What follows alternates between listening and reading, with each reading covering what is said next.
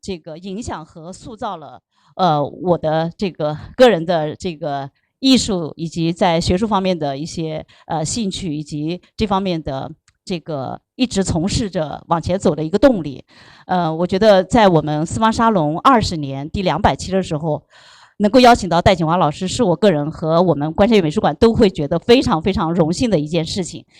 首先让我们以热烈的掌声欢迎一下戴老师。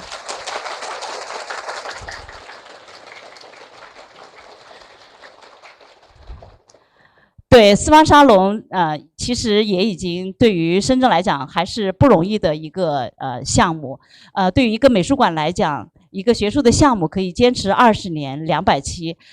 是我们的坚持，也是所有四方沙龙观众的坚持，更是这个美术馆与一个城市的坚持。所以，这个在200期的时候，我们做了一次四方沙龙的新闻发布会，邀请了四方沙龙我们当时的发起人，一起当时的所有参与的这个我们以前的同事，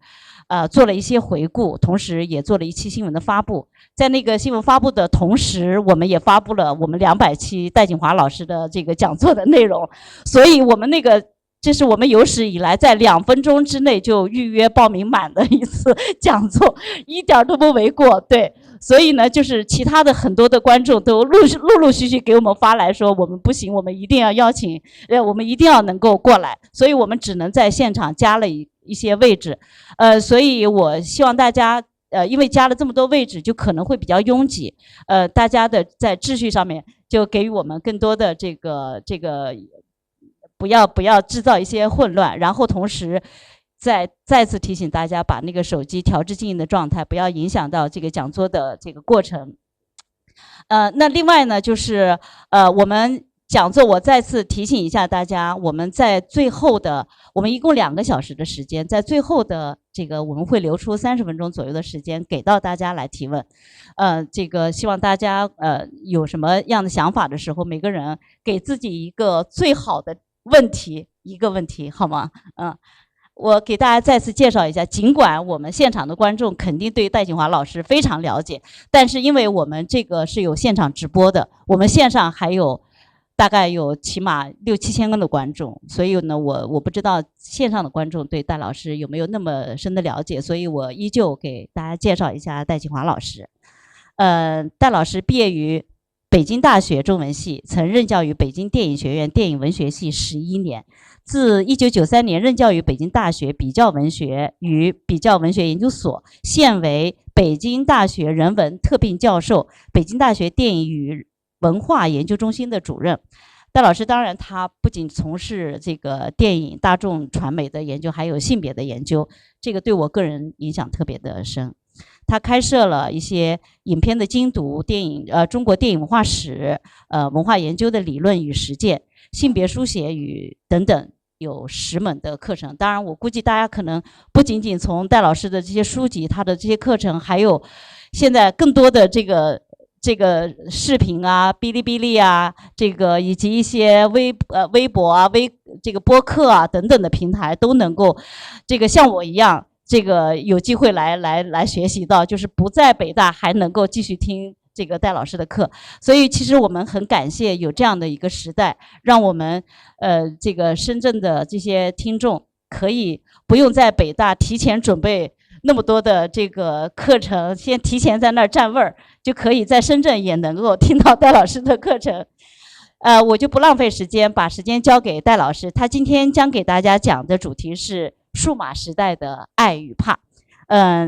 当然这个戴老师可能只是先从一个影片谈起，但是戴老师他将会讲什么呢？我也非常非常的对，太期待了。所以我们以热烈的掌声欢迎戴老师给大家做讲座。同学们，我一会儿会批判饭圈文化啊。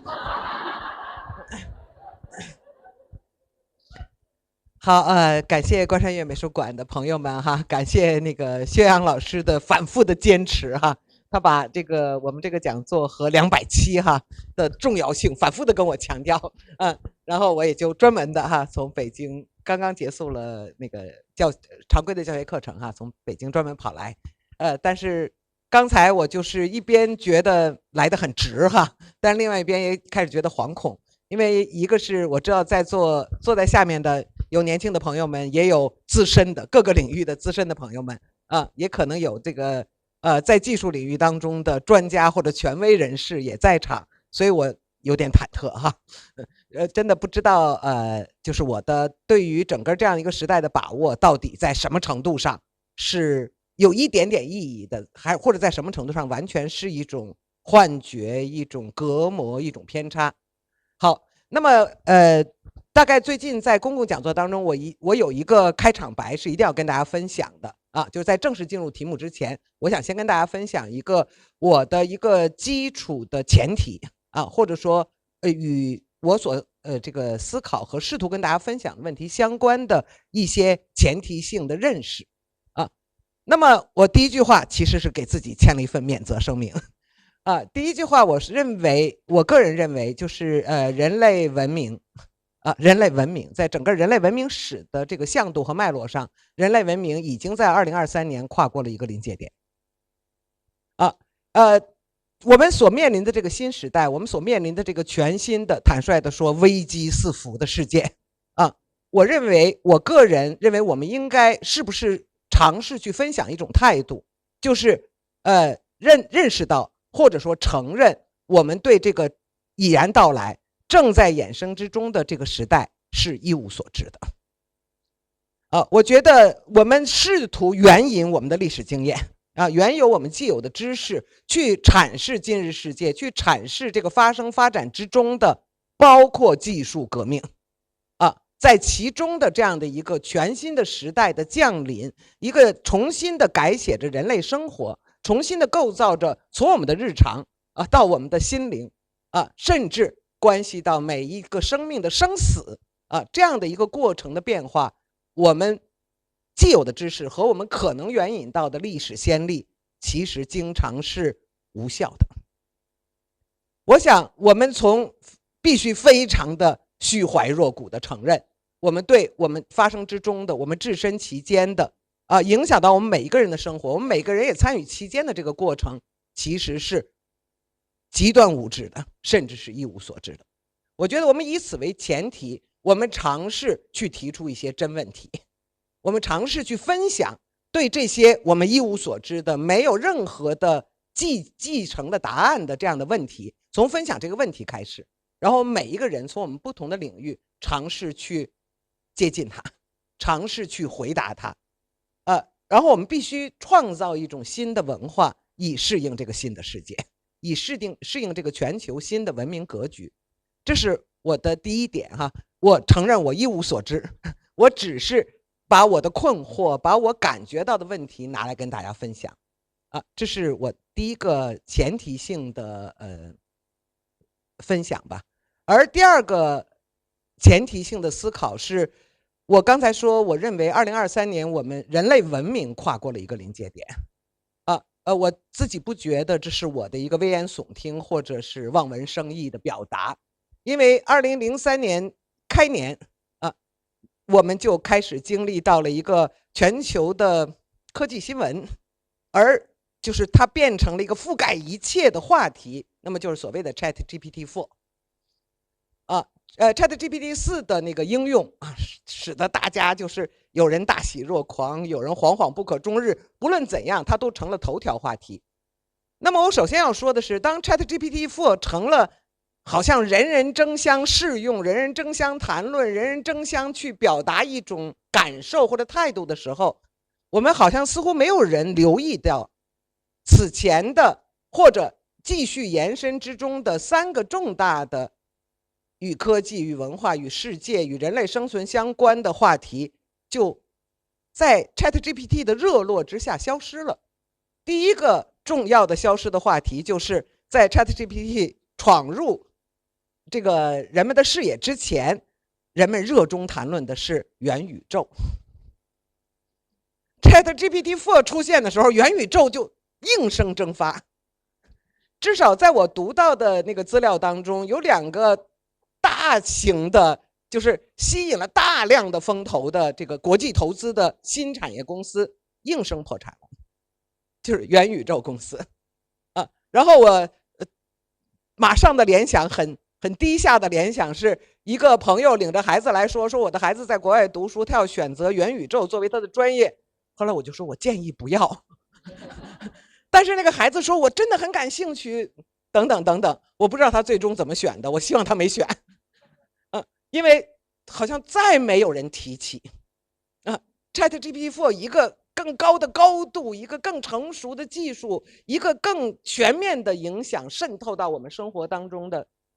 这样的一个技术的一个新软件似乎完全的改变了这个格局。而第二个在我看起来非常的匪夷所思的事情是，当人们热烈的开始讨论元宇宙，甚至讨论 ChatGPT， 讨论这个 OpenAI， 讨论这个各种各样的新科技话题的时候，整个人类整个世界历经3年的新冠疫情的经验，它留在我们生命之中的问题蒸发了，像从未发生我们匆匆前行，我们兴奋的前行，好像我们甚至没有时间暂停几秒钟，为新冠疫情所裹挟去的众多的人类生命做一次哀悼。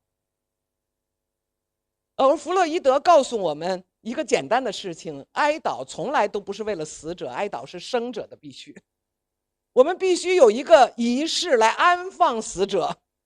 以便我们继续活下去。但是没有人再提起，像从来没有发生过，像从来没有亲历过。而第三个应声蒸发的问题，就是今天仍然是世界性问题的俄乌战争、巴以冲突。他们是局部冲突，是局部战争，但是谁都可以看到他们所牵引的整个世界他们把世界再一次放置在某一种火药桶的近旁的这样的一种处境，没有人在讨论，没有人在关注。它只是偶发的社会新闻，瞬间的在我们眼前闪过，瞬间的消失。我们似乎越来越生活在，尽管全球化解体，但是我们越来越生活在一个真切的地球村之上。但是其实在我们并不遥远的近旁发生的战争、发生的杀戮、发生的暴行不再被我们感知。好，这是我的第二个前提的前半部分。我说 ChatGPT-4 出现了，然后我们的这个它遮蔽了什么？它迅速的使什么东西蒸发、消失、被遗忘？那么接着我们说 ChatGPT-4 其实说起来，它确实只是一种技术应用而已。与 ChatGPT-4 所牵引出来的，事实上是通用人工智能的应用。是通用人工智能全面的进入人类生活的这样的一个重大的变迁和重要的事实这不单纯是一个我们又拥有了一个给我们提供了无穷的便利和无穷的可能性的技术应用，而是它意味着一个重大的变化，一个重大的转折点的发生。而且用我的看法，就是我们跨过了一个文明的临界状态。不知道在座的朋友们还记得不记得，曾经有一个科技新闻横扫了全世界，那么就是 AlphaGo 战胜了人类围棋冠军李世石的那个新闻那个时候人们的这个街谈巷议人们的这个讨论，人们的这个关注，大家都会记得。我们在这儿不去展开了，我只是记得最近读到李世石的一个受访，他说：“我原本以为世界历史将把我记录为第一个被人工智能击败的人类围棋冠军。”他说：“我完全没有想到，我被历史记录为了以一局胜利的记录击败过人工智能的人类围棋冠军。”大家如果还有记忆的话，大家会知道因为他出了一个极劣招，对吧？就连菜鸟也不会出的劣招，AlphaGo 傻了。AlphaGo 的所有的准备是对付高手，怎么这回来了这么一个劣招？所以他胜了一局。但是这一次足够 ，AlphaGo 学会了，再没有人能用这样的策略去击败他了。而那个时候，人们已经开始进入到了非常的这个兴奋的，或者惶恐的，或者关注的状态。可是人们没有注意到，其实它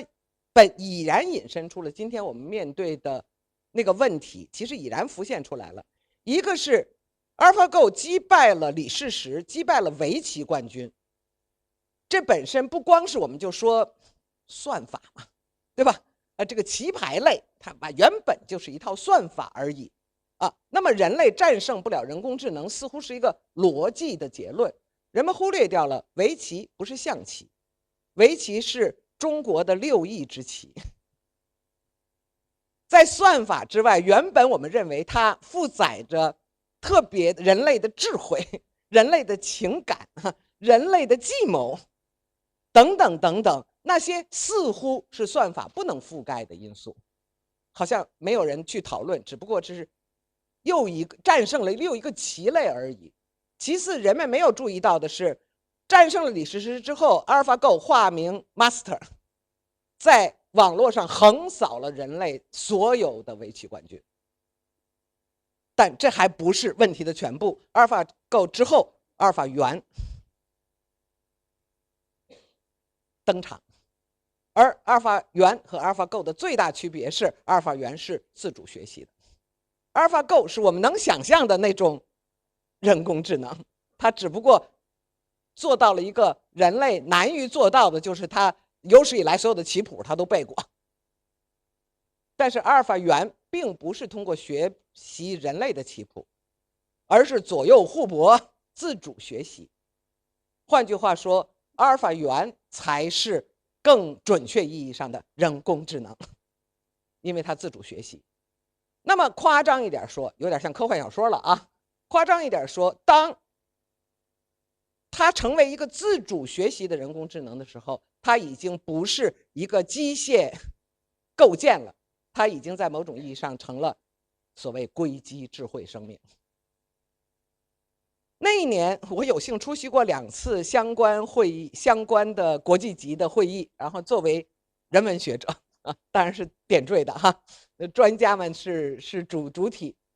然后参加了2次这个因为 AlphaGo 阿尔法猿引发的通用人工智能与人类社会的这样的这个讨论，国际层级的讨论。当时我觉得很安慰，因为我出席的2次会议的大致的共识都是，专项人工智能的应用，可以进入到一个新时代了，可以大幅推进了，啊，但是通用人工智能的应用，人类社会必须充分小心。通用人工智能的应用应该在经历了人类社会的多层级、多部门、多系统的这个充分的讨论、磋商和准备之后才可以出台。那么阿尔法这就到了 ChatGPT-4 到底给我们带来了什么信息？它是通用人工智能的应用，而完全未经讨论。唯一的不和谐的声音，在我看来是非常和谐的声音，是马斯克的未来研究所发了一封信，说这不行。马斯克出面来质询说，我们为什么要让人工智能来取代人类完全胜任的领域？问得好。可是这也是马斯克在推进的事情。第2条，马斯克问说，我们为什么要放任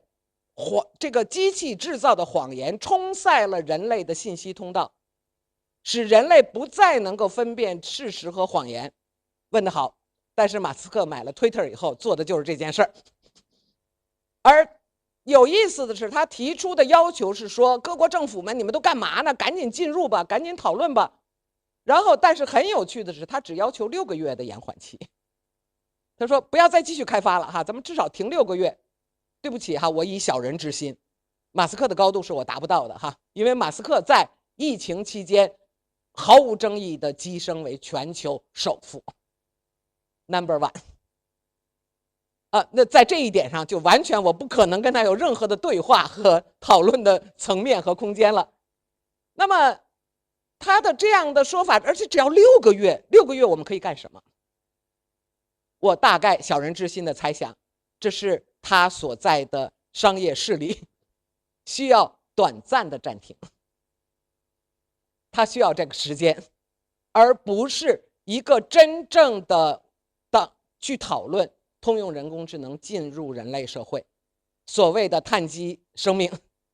将与硅基智慧生命在这个世界上并存或者并行，而不是在讨论这样的一个大的变迁，人类社会应该做什么准备。事实上，我们到现在为止也没有什么准备，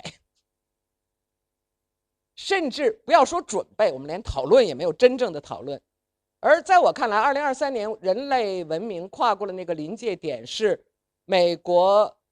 通过了人类基因编辑的合法的临床试验，临床应用。大家记得在深圳发生过第一例，那个时候我们是什么样的态度？但是现在它是以合法的方式投入了临床。如果我的那个新闻知识没有错误的话，那么第一代的经过基因编辑的人类婴儿已经现在几个月了，已经几个月大了，他们已经降临到人类社会之中，不去展开这个讨论了。首席这个试验的首席专家受访的时候，他说这个技术我们现在很有把握哈，也相对成熟，唯一的问题是贵。说起来很简单，但是说明了一切哈。将有两种人类，将有两种人类，而区别这两种人类的一个充分必要的基础前提是有多少钱，你拥有多少钱。那么我们就不在这儿去展开那个哈姆雷特的唐吉诃德的所说的人类最后的公平是纵有千年铁门槛，终须一个土馒头。人类的基本的这个公平建立在我们都是肉身，我们都是脆弱的不合理的肉身，但是这个事实正在被新技术冲击和改变。我在这儿不去展开说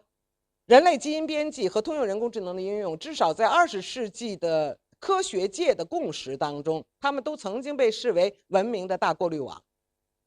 都视为绝对的节点，必须慎重去碰触和处理的这个技术革命的议程。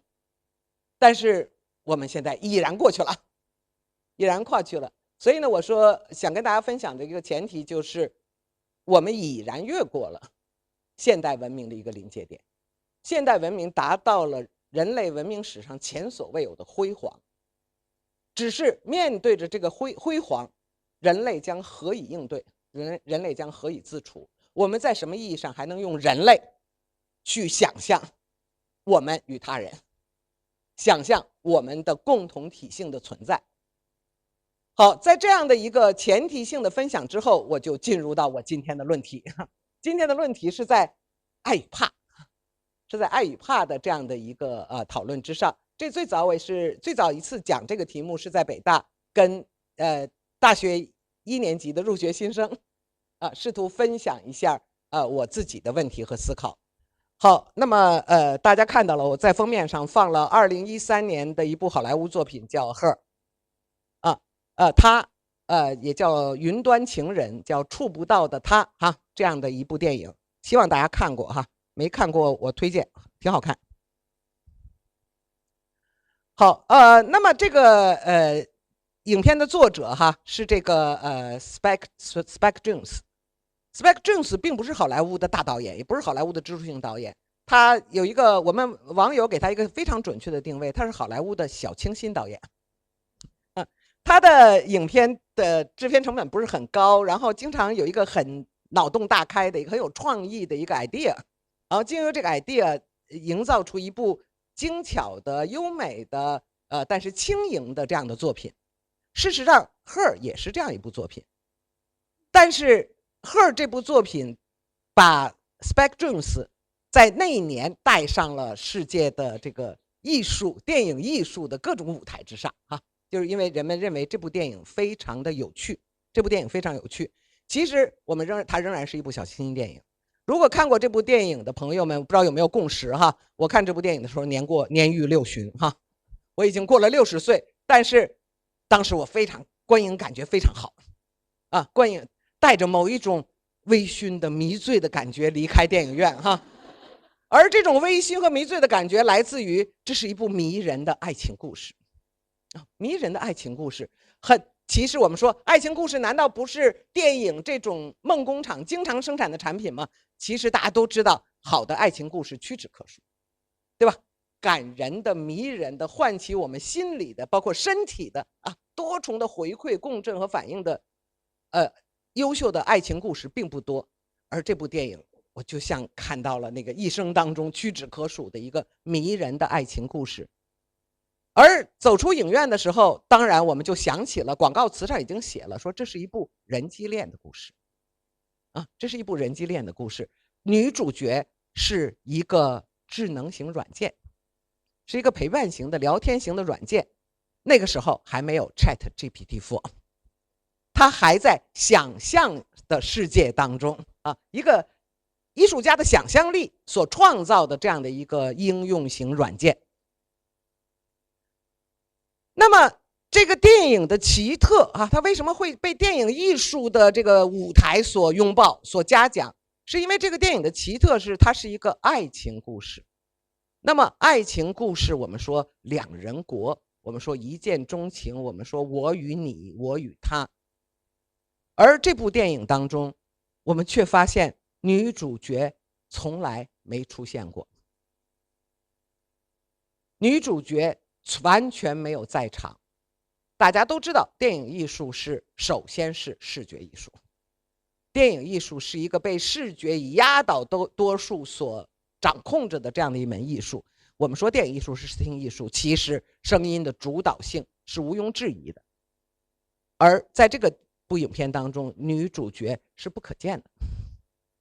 我们没看见过女主角，她只是一个声音，她只是一个声音。那么当我们说它是人机恋的时候这个表达就很不相同了。这和我们通常其实同时期出现过其他的包含女导演、女艺术家所创造的类型、题材、想象的世界都非常接近的影片，但是他们不够高级，他们一定设计了一个人形机器人，它一定有一个人体的形象，一定有一个人体一个物质性的在场。而在这个影片当中，女主角完全不存在，于是它是个爱情故事，但它是一个人的爱情故事，它是一个人的爱情故事。好，刚才我说那时候还没有 ChatGPT-4 所以这个想象的软件本身变得非常有趣。那么大家说，一个人的爱情故事成功的达成了爱情故事的讲述他成功的以爱情故事的全部魅力和动力抵达我们，本身已经非常的奇特，非常奇特。而我们实际上在回顾这部影片，或者我们重看这部影片，你会发现这个整部电影是一部独角戏，男主人公的独角戏。当然扮演者最终因为扮演小丑而拿到了很多的影帝，而在这部电影当中，他其实充分的展示了他的表演的才能他以独角戏的方式展示了一个极端甜蜜的两人国。好，那么我说我们随便看一些这个剧照我们就会发现所有的那个最迷人的爱情时刻、相爱的时刻、共处的时刻，其实都是只有一个人独自在场的这样的场景太多的这些段落大家随便看看这个剧照就好了。那么女主人公在哪儿？这些海报告诉我们，女主人公只是一个声音，只是一段声波，在电影当中它是合成的一个声音，电子合成的一个声音。我自己到今天为止仍然深感安慰的就是这个声音还是由一个真正的女演员提供的它不是一个真的电子合成的声音而更有趣的是，在电影史上第一次，这个女演员因她的声音获得了罗马电影节的影后，因为这个声音如此的迷人，这个声音如此的性感，这个声音如此真切的使我们接受独角戏是一部爱情故事。但是到这儿其实可以引申出很多的理论的思想的话题，但是我们大概没有时间去把它们充分展开。因为这部电影它挑战了一个非常重要和基本的事实，就是所谓人类与后人类。当我们开始讨论人类社会什么意义上可能被新技术改变啊，人类社会究竟在什么意义上受到了新技术的整体冲击的时候，我们就会回到一些特别基本的问题上，就是那么何为人？这个古老的哲学命题就再次出现了。到底什么意义上它就是人，什么意义上是非人？人作为一个物种，人作为一个种群，人作为一个社群，如何自我定义？非常有意思的是，在后现代这个20世纪、21世纪之交的几十年当中，一度成为最热络的话题的这样的一个范畴当中，人们展开了各种各样的讨论，人们展开了各种面向上的追问，但是最后人们的回答是非常的贫瘠的，也是非常的朴素的。人发现最后我们对于人类这个所谓 human being， 所谓大写的什么什么这个对象物的讨论，今天我们唯一能够确认的，我们唯一能够把握的是身体，是我们的肉身。那个用我们的最习惯的一个说法，就是臭皮囊。最后我们发现，就是这个脆弱的、短暂的一个作为早产儿出生，然后又是一个向死而生的这样的一个脆弱的存在，是关于人类我们所能把握住的唯一对象。而对于这样的一个对象，人类身体今天包括科学，我们所能够认知的程度仍然极端有限。经常人们说人工智能与脑科学，然后马上每一次都会有人马上跳出来说，脑科学，人类对于人类的大脑的认知到底有多少？我们其实相当无知。但是这确实是一个可以触摸的、可以确认的、可以试图去探究的、可以试图去把握的对象。整个所谓现代历史的发生，现代主义到后现代主义的各种各样的命题和讨论，其实都围绕着身体。当近年来性别女性主义甚嚣尘上的时候，身体再一次作为一个热门的话题或者一个主要的对象物而进入。而在这部电影当中，女主没有身体，没有身体，而且在影片当中，他还用2次的场景短暂的触及到这个问题。开始他设计说，女主说：“哎，我也希望我有身体，我走在你身边哈，我能够触摸你，我多么想象着触感的这种感觉。”但是在下一次场景当中，女主说：“我非常高兴我没有身体，我没有身体而获得了这样的自由并且永生。”但是当他是没有身体的时候，他也就充分的非人，不再是所谓人类的这个同等的平等的共同的。我在这儿我说这只是这个情境这个设置可能引申出的一个思考方向哈，我们就不去展开这个思考方向了，只是给大家补充一个小小的关于影片的花絮。很有意思，就是这部电影拍摄的时候，原本选中的提供声音的女主角是另外一个演员。当然最后导演换掉她是因为对她的声音不够满意，觉得她的声音没有那么强的感染力。但是最有意思的就是这个女主角就像所有电影的女主角一样，在电影开拍的时候就被选定了，而且在电影开拍的时候她就到了电影的拍摄现场，她没有出镜，但她一直在现场。他听着隔壁的那个在拍摄，他听着男主的，他可以看到男主的表演，可以听到男主的声音。然后他实际上是以一个身体在场的方式，来完成了这样的一个身体不在场的场景。但是最后导演不仅不满意他的声音，而且所有的相关的场景都重拍了，因为尽管他没出镜，他的肉身的存在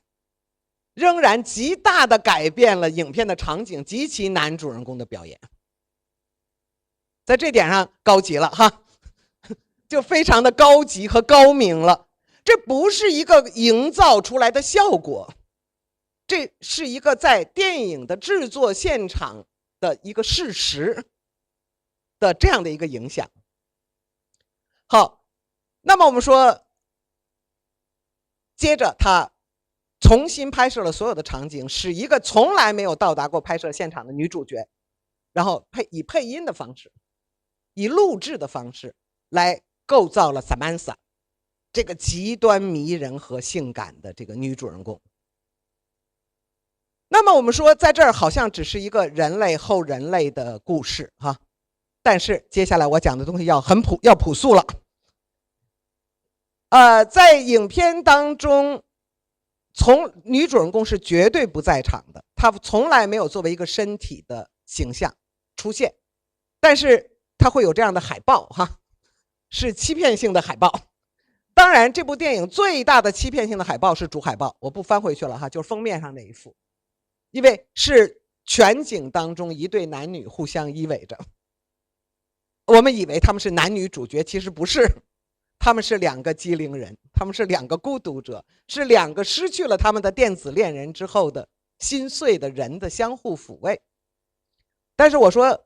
海报当中它会出现这个手臂哈，它会出现这样的一个这个身体性的在场，但事实上这部影片并没有这样的任何意义的女主角的身体性的在场。但是往前推一步，当我说这是人机恋，这是一个人的爱情故事，这是独角戏，女主人公完全不在场，是视觉的缺席，是身体的缺席的时候，其实我成了这个影片的模范观众。什么叫模范观众？我掉进了导演的全部设计，我成为导演所有试图召唤的反应和情感的一个最佳的接受者。对不起，我要真的说，这是我哈。我在座没有任何人可以跟我比资深的观影经历分析性的观影经验，批判性的观影经验。不仅如此，我真的觉得非常丢脸的是，在观看这部影片，喜爱这部影片之后，很快我就把这个影片纳为了我的教材。我在各种各样的不同的场合跟同学们去讨论身体，讨论后人类，讨论电影的视听等等等等。我完全忽略掉了这部电影没有女主角，但这部电影是有女主角的，对吧？是有女性角色的，而且不止一个。当我作为一个模范观众来观影的时候，我的全部的那个掉入的陷阱就是我把所有的女主角作为反面参照，她们映衬出了 Samantha 的完美，他们映衬出了 Samantha 的这个极度的迷人。而一会儿我会说为什么我认为这是陷阱。再往前推，我们发现这部电影其实真的有女主角，肉身的在场的最真切的女主角。这个女主角才是 Samantha 的全存在的重要前提和依据，那么就是故事中的男主的前妻。大家记得这部电影是被大量的闪回所充满的，而在这个闪回当中，他们两个人的情感是如此的迷人，那个古灵精怪的，那个充满活力的迷人的前妻和男主曾经度过怎样的美好的共同成长的岁月。但是导演的陷阱是使我们在迷人的 Samantha 和 Theodore 的爱情故事当中忘掉了那个真实存在的女主，同时我们也就忘掉了现实。大家注意，故事开始的时候就是疲惫的这个阴郁的 Theodore不断的接到前妻的律师的电话，在迫使他快点签这个离婚协议，而他一直以种种的姿态在心理上抗拒这个过程。Samantha 的进入最终使他去签署了离婚协议，那仍然是一个痛苦的、尴尬的、创伤性的时刻。因为妻子对他的回应是说：“你连跟一个活人相处的能力都没了吗？你到了跟你的那个人软件去恋爱的程度了吗？”而电影的最后，我们说这是个爱情悲剧，因为萨曼萨离去了。这纯粹是一个电影的剧作情节，说公司回收了这批软件。公司为什么要回收这个软件？不需要告诉我们，因为我们需要这个戏剧性的收束。所以我们说，这个爱情悲剧，而且那个悲剧时刻这么真切，大家都记得哈。小朵突然就连不上线的时候，他的那个张狂，他的那个极度的那种绝望。但是换一个角度说，这个电影也可以视为 happy ending， 因为 Samantha 离开之后，小朵给前妻写了一封信，一个理解的、谅解的、和解的，一个仍然铭记着共度岁月的美好的信。抛开情节因素不谈，我们说这是一个治愈的时刻，这是一个获救的时刻。我讲了很多次都没有意识到这个层次，我就说这个导演真的脑洞很大，导演真的很聪明，这个影片真的好巧妙。当我终于意识到这个层面的时候，我发现这是一个非常典型的好莱坞，一个非常典型的老套。大概我像你们这么年轻的时候，在电影学院我在讲这件事儿，我说好莱坞最大的魅力就是它引领我们从我们大家有深刻共鸣的、共感的、共处的那个困难、问题和危机，或者叫现实进入，然后它成功的通过剧情使我们绕开了我们的现实的情境，然后从梦逃逸而去。我们从对问题的那种困惑共振进入到这部电影，我们离开这部电影的时候，我们都知道问题还在那儿，但是我得到了一点点温暖，我带着一点点泪意，我含着一份会心的微笑，我决定再忍忍吧。我年轻的时候创造的名言说，好的好莱坞电影会让你有勇气再活1个礼拜。我就自己很沮丧的发现， Her 是如此典型的一部好莱坞电影。小朵所面临的这个现状是一个中年男性遭到婚姻的挫败，而婚姻的挫败同时是他个人生命的挫败。不仅因婚姻而挫败，妻子离开他是因为他们曾经一起成长，但是妻子长得更快，长得更大，长得更强，他跟不上，他不再能陪伴，因此妻子离开他。那么大家注意到，其实他和 Samantha 的爱情故事是这样的一个折影， Samantha 也超过了他， Samantha 也长得更强大。而这样的一个中年的挫败的一个所谓的 loser 失败者，大家知道在美式英语当中 loser 是一个100%的脏字儿，因为成功者和失败者的这种逻辑和哲学就是美国社会最终创造出来的这样的一个逻辑。这样的 loser， 中年的男性的 loser， 其实原本就是 Spike Jonze 这个导演最擅长去表现的。而这样的一个经验，在这个故事当中 Samantha 所提供的那个爱情奇迹和爱情故事，其实成了好莱坞电影最擅长制造的梦。这个梦遮住了那个现实，这个梦抚慰了那个现实，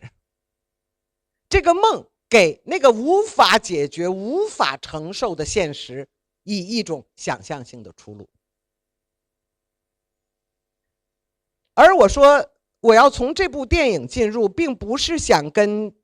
大家简单的做一部影片导赏或者是电影分析，而是当我意识到了这个电影从我很迷它，我觉得它非常有趣，非常有创意。但我发现它其实真的是好莱坞的巨大的庞大的影片序列当中的新的一部啊，是一个老套的一个巧妙的翻新和变奏之后，那我突然意识到，这部电影也许会构成一个对我们理解我们当下的现实、我们自身的文化、我们的社会心理状态的一种切口、一种入口、一种镜像、一种这个理解的可能性，是因为这部电影的高明就在于我们说，一边它是并非独角戏，但是让我们看成了独角戏，而独角戏的魅力是在于它成功的制造了我们这是并不孤独的爱情故事两人国的幻觉，它是一重一重的那个幻象的营造和幻象的叠加。但是高明之处，也是最高明的好莱坞电影共有的一个技能，或者说一种高度，就是在整个影片当中，它不断的引我们入梦，不断的引我们走向梦的深处，但它也同时始终保持着某一种清醒和提示。我说高明的谎言从来不是用谎话构成的，谎话构成的谎言是蹩脚的谎言，高明的谎言是用一系列的真话经过它的组合排列，最终达成了一种谎言效果。所以受骗者要为自己受骗负全责，因为欺骗者没说一句谎话。那么这部电影也如此，大家注意到在影片当中多次出现很现实主义，主人公坐地铁，对吧？坐地铁通勤，然后但在地铁的场景当中多次出现这样的画面，好像是一个写实，但是其实是某一种点题。这是一个独角戏，这又是一个爱情故事，因为人机恋提供的是某一种最完美的自恋方式。Samantha 这么迷人，但是 Samantha 是怎么产生的？大家记得吗？电脑提出一个问题，说你要男生还要女生啊？你选一个男人的声音还是女人声音？选个女人声音。接着提出一个问题，说你跟你妈的关系怎么样啊？好，弗洛伊德做精神分析了。他呢就说，好像这个就是不那么容易表示清楚不那么容易一句话不是好不好能够回答的。他还没说完，那个当然大家注意到他设计的图标是双螺旋那个双螺旋开始旋转，生成了 Samantha， 生成了 Samantha。他的生成是如此的随机。然后说你叫什么呀？我叫 Samantha。说你为什么叫 Samantha？ 他说刚才我查了一下字典我就0点几秒，我检索了所有的姓名，我觉得 Samantha 这个名字好听。他非常清楚地告诉你这种偶然性，这种随机性。但是人工智能的陪伴是因为它是学习型的、自主学习型的智能软件，那么它首先向谁学习？它向你学习它是最大程度的成为了你之外的一个 the other， 他性的存在。但是它的一切都是以你为蓝板，以你为参照，以你为目标对象。我们在这儿还不去说如何利用人性的弱点，在这儿我们还不去讨论这样的一个东西。换句话说，它是最完美的镜像形态。因此我说这样的构图是点题之作。小朵是独自的孤独的生活着，但是小朵不孤独，因为他的镜像陪伴着他。那么当然我们也就不用再去引证纳卡索斯，不用再去引证古希腊神话当中的美少年传说不必再次引证他就爱上自己的影子，就不能离开自己的影子，以致憔悴枯萎。那么我在这儿我们也没有时间真的去没有时间真正去展开我们对这样的所有命题一系列命题的讨论，就是伴随着伴随着互联网降落在普及在我们的社会生活当中，我们在这儿也没有时间去追索为什么20世纪之末这个我们开始进入到媒介时代和这个技术革命时代。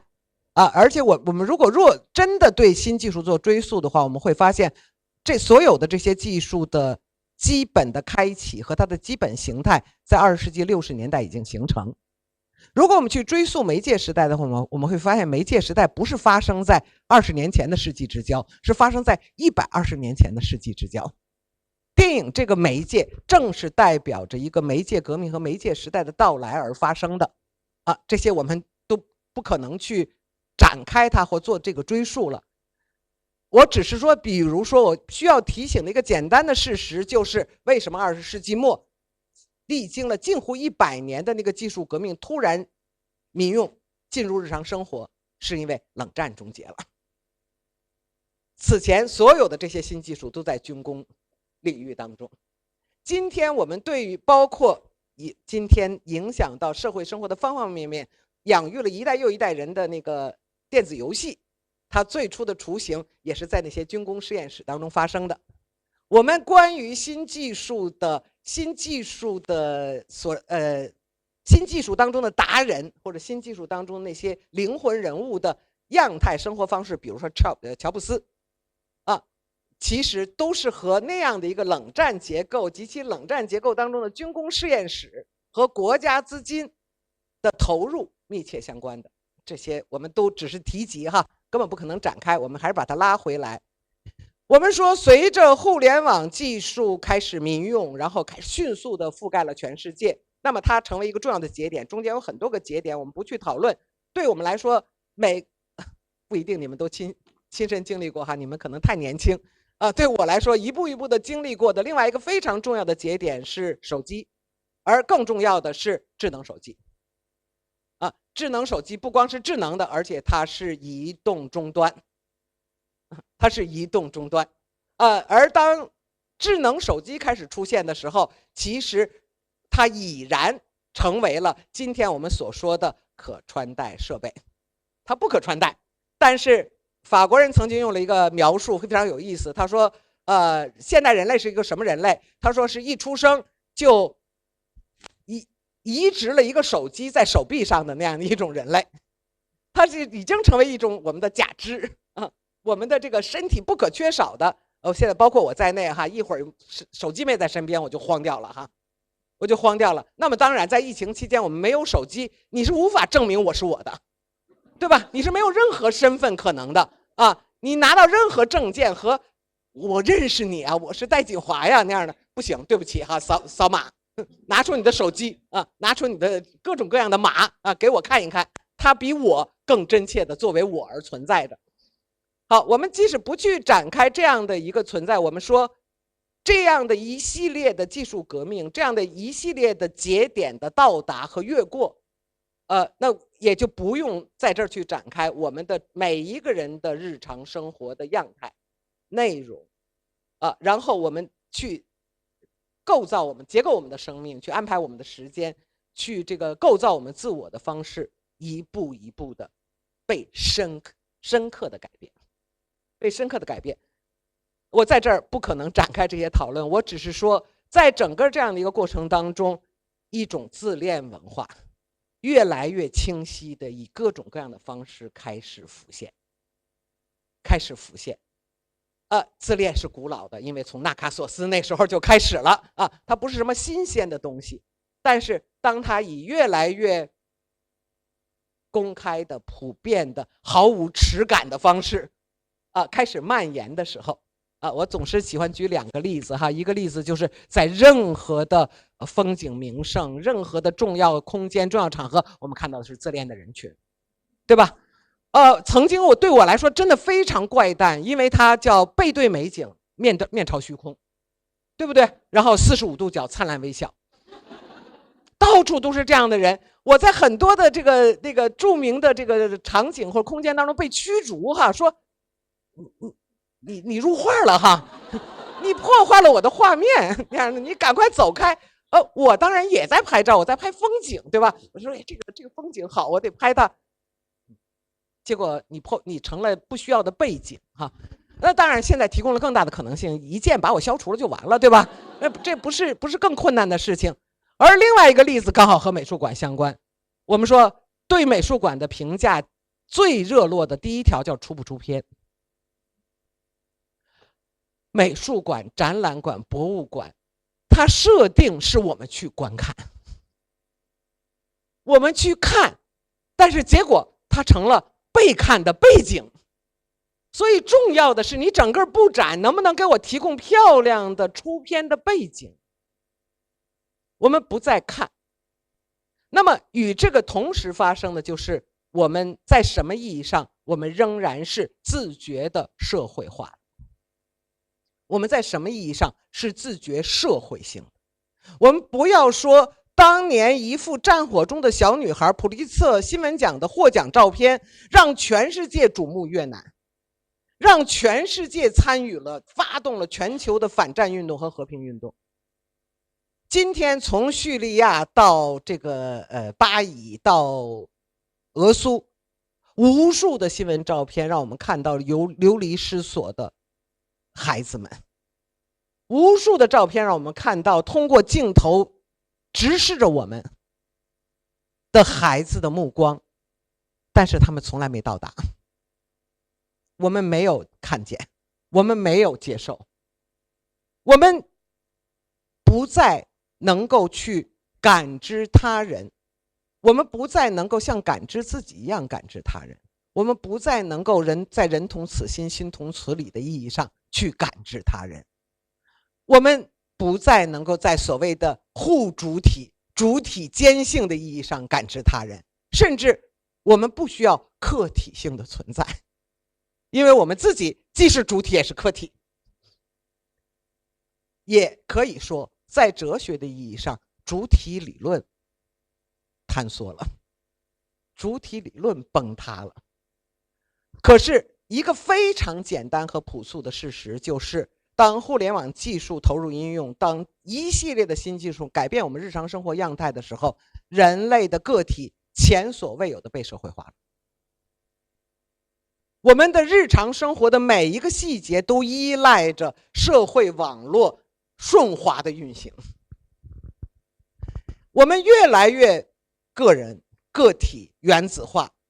但是大家有没有注意到非常讽刺的东西？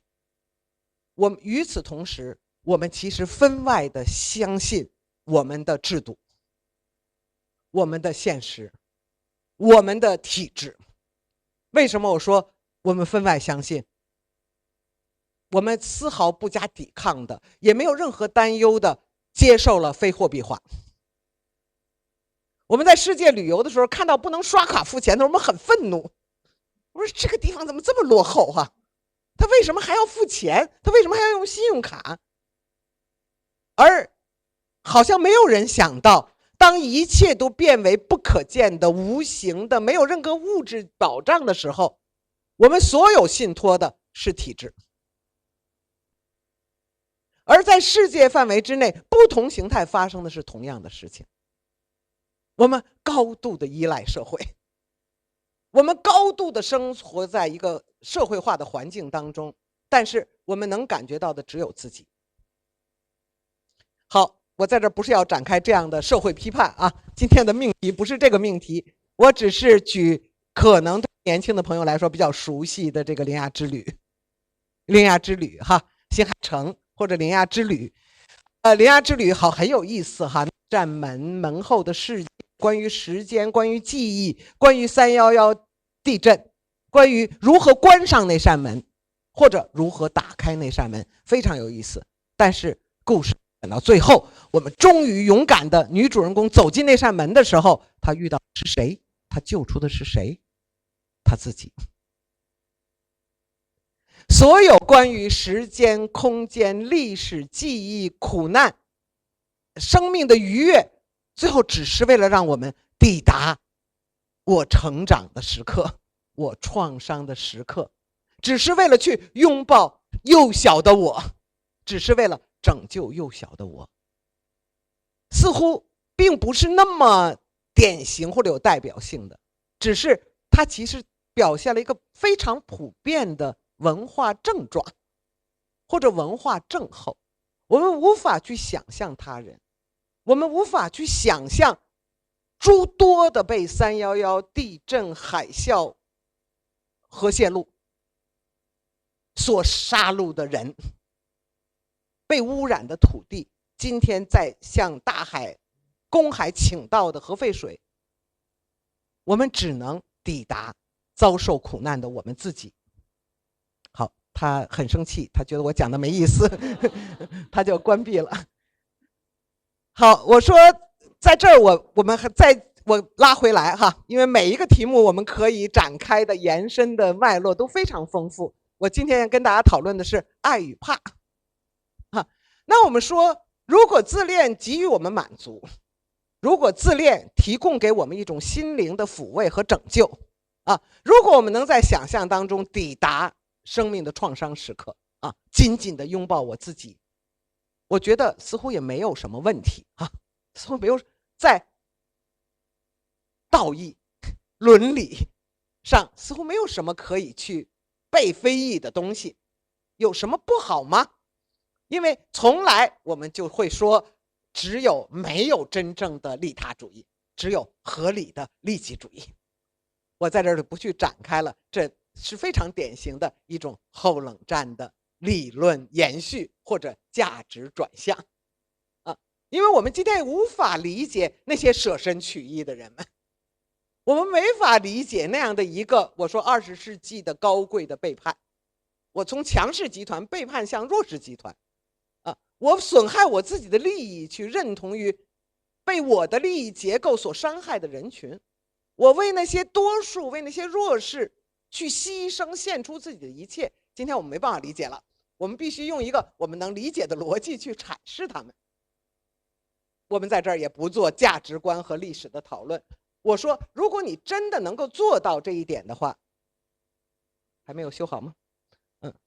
好，那其实也不一定非得需要它哈。我说，如果我们能够如果你能够成功的得到拯救和抚慰的话，这不是问题。可是问题是，近18年之内，在世界范围之内，忧郁症成了全球的流行病。国际心理协会的数据，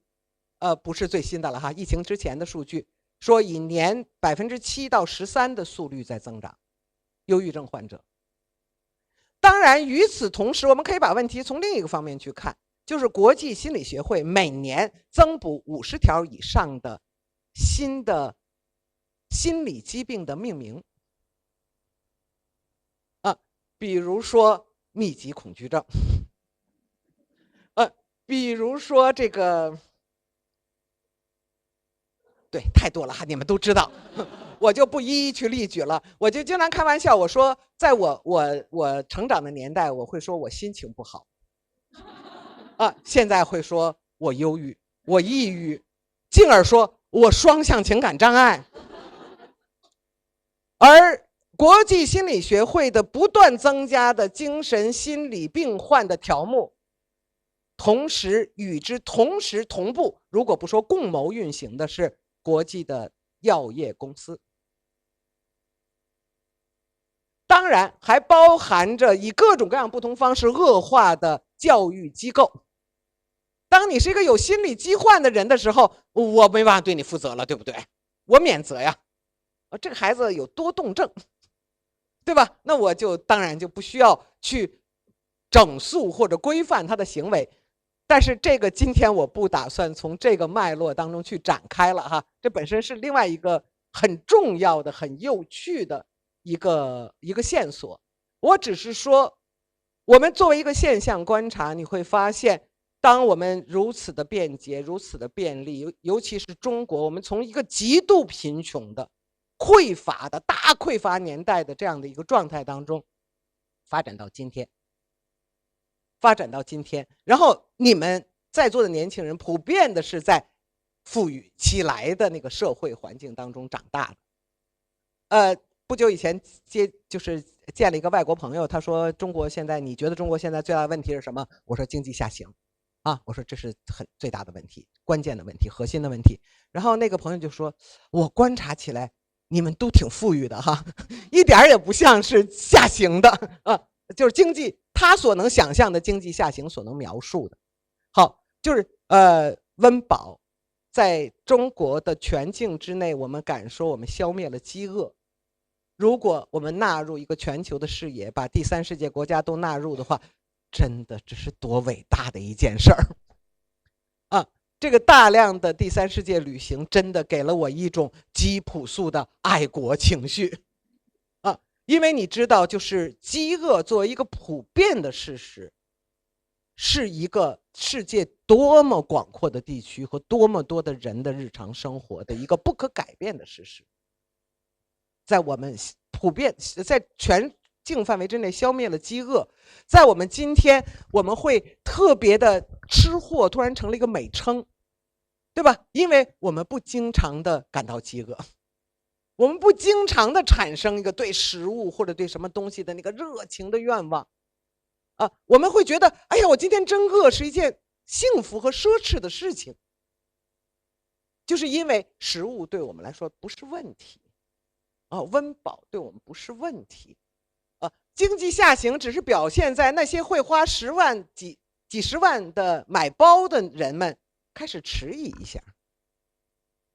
对吧？我们在那个奢华消费不必要消费的时候，我们开始没有那么豪爽。那么在这样的一个现实之下，为什么我们不快乐？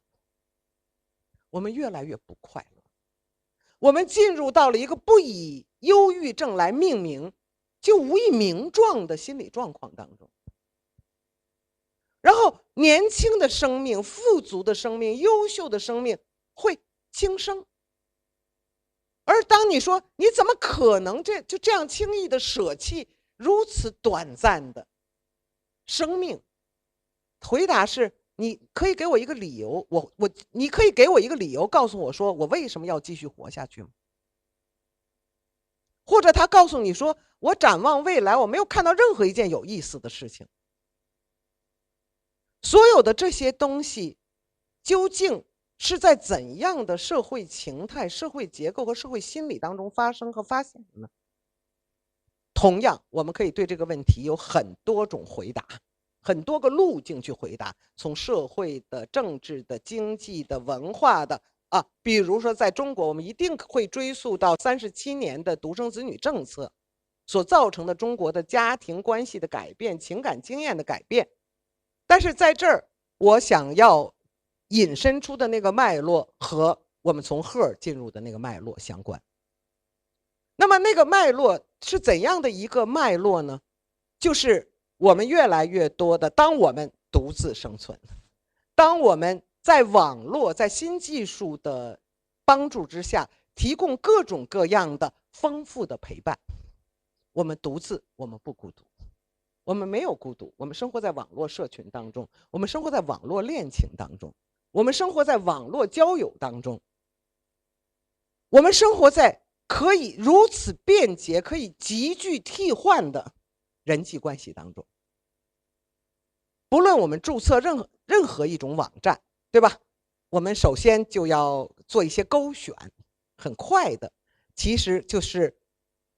那个软件对 pseudo 的问题，对吧？你要男的还要女的？你是男的还是女的？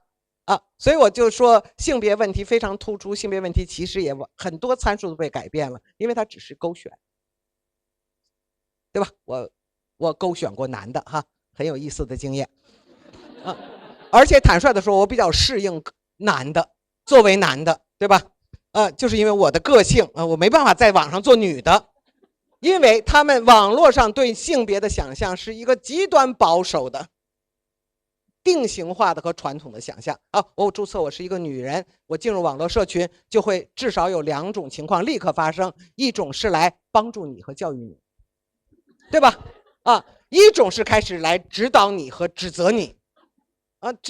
这2种角色我都演不来我可以去帮助你、教育你哈，我可以去当那个帮助你、教育你的角色，不是因为我是一个男人，而是因为我真的年长，我有这个能力，我有这个专业。不开玩笑，拉回来啊。我们说这样的一个简单的就是勾选，然后接下来他会告诉你，就是好，你有什么爱好？要看小说吗？啊，看电影吗？要看电影，看什么电影啊？这意味着什么？意味着网络社群的形成，网络上我们的互认都是自恋式的镜像结构。你在网络上找到的是你的副本，是你所有表明勾画的你自己的副本。大家说人以群分，物以类聚，不是很自然吗？某种意义上是的，但是人以群分，物以类聚不是镜像关系，不是对另一个自我的寻找。事实上，在很大程度上，我们所有的社会连接建筑在差异的基础上。但是整个网络的结构使我们永远只能找到我们的副本，我们的镜像，我们的想象的自我或者真切的自我的另外一个。也就是说，网络社群的连接不仅在于它的虚拟性，而是在于我们只能达成自恋。而更重要的是，比如说网恋见光死，这是一个基本逻辑和常识。而我们的在这不去说我的经验了，我记得我特别惊悚的经验是我的学生告诉我了，说老师，我最好的朋友自杀了。哎呦，我好难过哈那样的，然后我就特别试图安慰他，后来发现他比较轻松，不太像好朋友自杀了哈。后来发现他朋友只不过注销了他的 ID 嘛。是真切的，跟自杀是一样的经验，因为他消失了，再也上天入地找不到他了。但是他又绝对不是一个活生生的生命了断了自己的生命的那样的一种自杀。好，我们不在这讲这种经验了哈，我只是说我们在网络上我们会发现时间在被加速，过程在被凝缩。很像我们的短剧，5分钟之内我们看了一部大戏，我们看了一个连本戏我们看了一部完整的故事片，好像所有的一切都以短剧的方式在发生，速度在加快，这个时间在被压缩，过程在被凝聚。于是我们可能像现实中一样，我们 fall in love，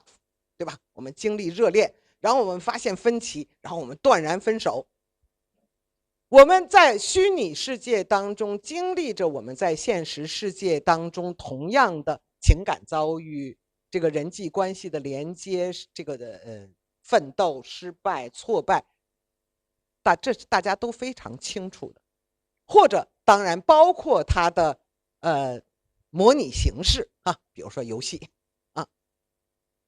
而所有的这些，当它以凝聚的压缩的方式迅速发生的时候，人类的情感结构，人类的心理结构并没有真正的被这样的一个硬件软件环境的改变给改变。换句话说，当我们经历了挫败，当我们经历了创伤，当我们经历了分手，当我们经历了离丧，我们同样会痛心，我们同样遭受创伤。但是网络的便捷是，我们不用哀悼，我们不用埋葬，我们马上找一个替代呀。我们迅速的更迭了我们的对象，我们的这个场域，我们的相互关系，我们迅速的再一次的进入到一个完美的关系的短暂的相处之中。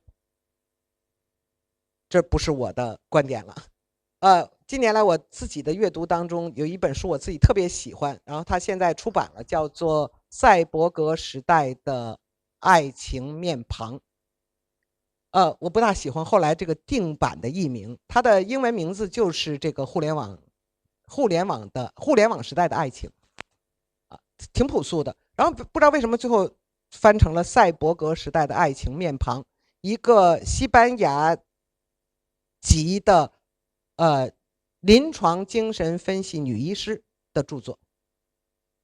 在这部著作当中，他提出了一种表达，对我来说非常的有启示性。我不认为它是答案我说它只是问题。他认为他在他大量的临床病人的这个实例当中，他观察、思考，并且发现，就是我们在网络上可以迅速的找到替代，我们在网络上可以迅速用新的经验、新的关联、新的情感去遮蔽我们的创伤、我们的丧失、我们的疼痛。有我的发挥，有他的表述但是这种遮蔽和替代只是在某一种感知系统当中，我们觉得我们得救了，我们不必在痛苦当中，在忧伤当中，在这个创伤的背负当中。但是痛苦、忧伤、创伤依然在那里，只不过它被盖住了。当它被盖住的，它在什么意义上被盖住了？就是它被无名化了。我们过去可以说我失恋了，现在没关系，我失恋了，明天我又恋爱了。但是那个不被失恋所命名的伤痛感、情感的虚掷、情感的误投、情感的浪费，仍然在你的经验、你的身体之中。这些被无名化的、被快速连接就是快餐一样的这种替代所遮蔽了的伤痛，也许他们后来获得了一个共同的名字，叫忧郁症。它原本可以获得命名，或者说它原本有名字，只不过我们规避了，用那样的名字所负载的那些重量、那些代价、那些付出。所以在这儿提一下弗洛伊德，并不想回到弗洛伊德，因为那位女精神分析医师，她把弗洛伊德的理论做了一点她自己的改造弗洛伊德有俄狄浦斯情节，对吧？然后言说女性情感问题的人就对称了一个名词，叫俄勒克特拉情节我认为弗洛伊德是男人的，为了男人的，关于男人的理论弗洛伊德理论真的解释不了女性但是他仍然是一个伟大的思想者21伟大的思想者，因为他揭掉了这个文明的面纱，显露了所有的文明，他们那个人类之名下面是一个男人。文明理论思想是有性别的，这是经由拜弗洛伊德之所赐，我们才意识到这样的一个现实。那么在这儿我说弗洛伊德认为有俄狄浦斯情节，他认为有这个恋母男人的恋母情节，而这位女精神分析医师在他的著作当中，他显然成为了一个女性身份对弗洛伊德理论的补充。他说母亲，我们在母腹当中孕育我们曾经在母腹当中生存，然后我们出生被母亲抱在怀里，被母亲所哺育。毫无疑问，母亲是所有的生命，男人和女人生命当中第一个也是最重要的人物。而母亲这种形象在孩子的一个小 baby 的那个体验当中，它曾经一定意味着一个无条件的保护你的、给予你的，然后你生命全部的依托、你的意义的这种得以积淀的这样的所在。按照这个女精神分析医师说，大概我们一生当中由此形成了人类生命当中的一种心理动力。那么这个心理动力就是我们一生当中在寻找有一天重获我们作为新生的婴儿和母亲之间的那样的紧密的连接，那样的信托感，那样的血肉相连的这样的一个关系。而这样的过程决定了人类的生命、人类的个体的成长、人类个体的情感经历与生俱来的携带着某种悲剧性。我们要抵达那个难以抵达的，甚至不可抵达的那样的一种生命的渴求、生命的渴望。这是这个女精神分析医师的叙述她说新技术的一个更重要的，或者说一个对人类心理整体的一个改变，或者说入侵，是在于它使我们试图逃避这份渴望。逃避这份渴望本身携带的痛感、重量、悲剧性。我们寻找快乐，我们寻找不是生命的无助感，而是生命的自主感和主导感。我的地盘我做主寻找那样一种强烈的我掌控一切，我左右一切的东西。而这种东西可能同样形成了我所说的那个被污名化的生命当中那种重要的，但是却无法被认知和抵达的那样的一些情感的、失败的、疼痛的东西。而这种东西也许同样是我所描述的用忧郁症的这个名字而迸发出来的这样的一个全球性的流行病。我们不再正视生命自身的挑战，生命自身的艰难，每一个个体的成长过程和人类整体的这样的一个接续延续的过程所必然包含的代价、痛苦，也是使人成其为人的那一切的这个不可回避的，有时候是辉煌的和高尚的时刻。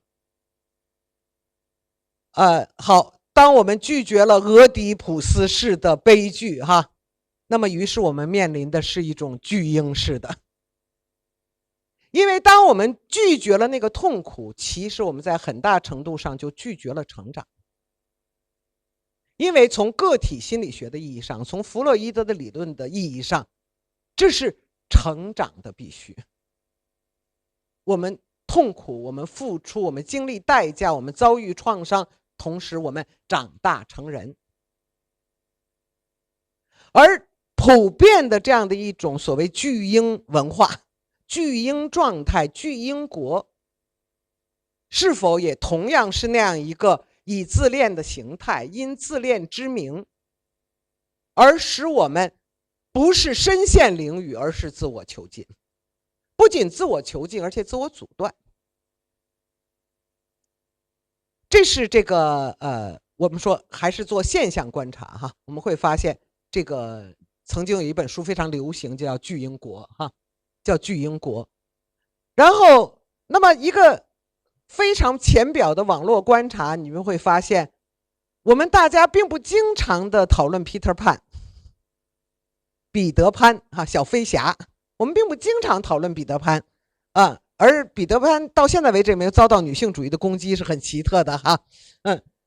不去开玩笑，我们说，但是我注意到在网络上大量的频繁的出现的是咏舞蹈。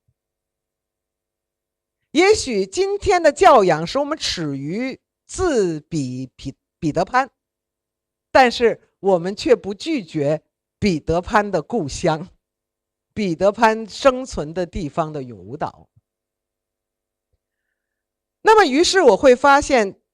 这样的一个文化并不是21世纪伴随新技术的一个原创或者一个新的发明。就像我们说自恋的故事是古希腊那儿就开始的故事，而我们说这个并非21世纪的发明，它的另外一个变奏的层面表现在哪里呢？也许是我们观察和切入这个时代的另外一种可能性或者角度。那么就是我们发现青春，我不知道大家是否早已经知道青春这个字其实是在20世纪中叶发生了一个重大的变奏。第一，原本青春是一个更年长的时间段康拉德有一部非常迷人的中篇小说叫《青春阴影线》，说度过青春阴影线，我们也就结束了青春，我们就彻底长大。那个时候是什么呢？是30岁。今天我们说青春的时候，我们说花季雨季，15、16岁，15、16岁，不光是时间的变化，此前青春是激情荡漾，是充满可能，是梦想，充满理想的冲动和激情的年代。今天我们说青春是青春期的代名词。抛开一切心理学的、社会学的青春期定义不谈，我们会发现，所谓青春，关于青春期的一个准确的定义叫做化动的沼泽。于是与青春期相关的不是我无限留恋我的青春，我的青春岁月，而是你以为年轻是好事吗？而青春的这个变奏和青春期这个概念，事实上非常准确的是在20世纪60年代才被发明的。发明它的那个人叫肯尼迪，美国总统，遇刺的那个美国总统，是他首先使用了这个字。是那个时候青春期才被命名，青春期才变为一个可指认的社会现实与心理现实，或者说这个命名才创造和召唤出了那样的一种社会现实和心理现实。但是使得青春期得以命名，使青春的定义被改变的是20世纪60年代的青春反叛运动。20世纪60年代，在世界范围之内，年轻学生们涌上都市的街道，涌入城市的空间，成为不可被忽略的最重要的社会力量。他们要求改变，他们反抗权威，他们要求叫做我祈祷即刻幸福，我要天国此刻降临人间，我拒绝接受这个千疮百孔的不理想的丑恶的充满苟且的现实。而也是在这样的一个青春反叛运动，全球的青年学生运动当中，第一次出现了这样的主题，叫我不愿意长大，我拒绝长大。大家一定看过一部小说或者电影叫《铁皮鼓》，对吧？他把自己致残，我就不要长大。而在法国的青年学生运动当中，在新浪潮的青春反叛电影当中，这个主题表现得更为清晰，说我不要长大，如果长大就意味着我变成父母那样的丑陋的、猥琐的、平庸的，每天在这个蝇营狗苟的交易之中去这个苟活的这样的人群。如果长大就意味着我变成你们，我不要长大。这是青春反叛，或者说拒绝长大的主题。它和21世纪的巨婴主题有着一个重要的分野。今天我们一边是一个好像我们今天的主题是拒绝长大，但似乎也是无法长大。我们是拒绝长大，同时也是被剥夺了所有的童年和青春，从未年轻。曾经在 B 站有过一个节目叫《后浪》我在看的时候就气得发抖。不是因为我的同龄很多朋友不喜欢他们是因为觉得有一种媚青年人的态度。对我来说不在于这儿，而是在于我觉得简直像诅咒。他说你们小小年纪已然不惑，这是祝福和赞美吗？这是诅咒。但是从另一个角度上说，它也许是一种描述和勾勒。因为当你2岁的时候，已经开始对你进行早期智力启蒙；当你4岁的时候，你已经开始要进入到制式化的教育。我期待你在青春期到来之前，你已经可以应对世界上所有的考试。当这些成为一个约定俗成的、不约而同的降临到一代又一代的孩子身上的事实的时候，不是他们是否决定长大，还是他们是否拒绝长大。他们在已然长大之中无法长大。我觉得这是一个重要的分野。一个对制度性的反叛和一个所有的体制规定了一个轨道，所有的轨道告诉你们说，沿着轨道走下去，你将抵达到一个具有确定性的未来，否则的话，太多的风险将粉碎你的人生。但是这单一的轨道驶向确定性终点的这种生命规划和建构，同时伴随着我们的生活之中，我们的生命之中越来越多的充满了非确定性的事实。我们一直试图锁定我们的生命，一直试图让确定性来保护我们的生命，但是其实正因为我们不断的遭遇到一切确定性都在被改变之中的这样的事实。AlphaGo 的那一年的年底，北欧福利国家开始讨论一个问题，叫最低收入保障。因为那一年直接受到冲击的是传统的精英类的白领职业，比如说咨询律师，比如说很多种设计师，设计领域当中的设计师，他们的机构直接消失，所有的人员直接失业。在这儿引出是一个太大的问题，我就不在这儿讨论了。我记得一次和小型的讨论会上，一个朋友好乐观的说，共产主义就要到来了，因为我们不需要为了生活去生产当所有的生产、所有的物质劳动、所有的这个剩余价值的创造都转移到机器上，人类将自由的享有生命和生活。我无言以对，因为要使得这样的技术变革就是首先它要理想性的发生其次它要顺利的达成，同时达成一个人类享有了自由，人类享有了对自己生命的全部把控的事实，要求一个全新的社会分配保障。而迄今为止，人类历史上所有对社会的整体分配制度的改变，没有一次是未经革命而发生的。甚至在某种意义上说，你呼唤革命，你恐惧革命，你告别革命，说来说去，革命这个被神话化、被妖魔化、被种种的系统所收纳的这个概念，它最核心的概念就是分配制度的分配制度，大规模的社会财富的重新分配，社会财富的变化，不包含这个内容一定不是真革命。返回来说一样，你要对整个社会财富、社会分配制度有一个重新建立的过程。不经革命，我们通过什么路径来达成？第一，第二，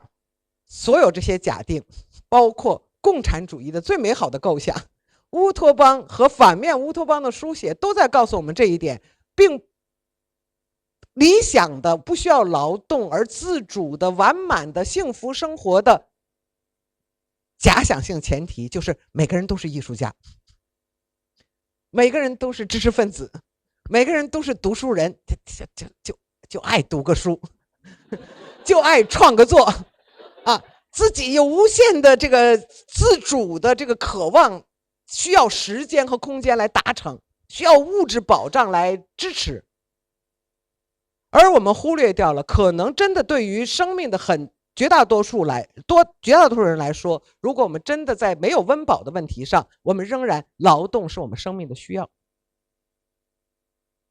到那个时候，劳动变成了一个权利。什么来保证我们的权利？什么来保证我们个性化的选择？太多的质疑是可以提出的我只是针对那个特别乐观的说共产主义就在眼前的朋友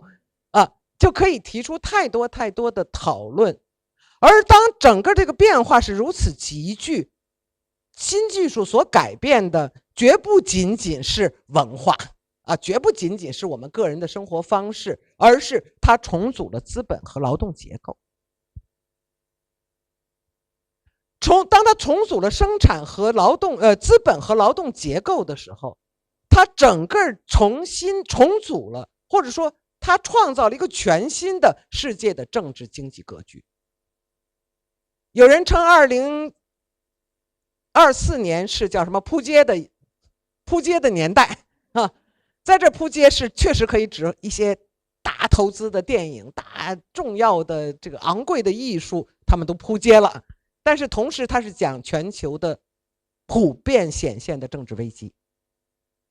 普遍显现的社会撕裂，普遍显现的代表性的消失和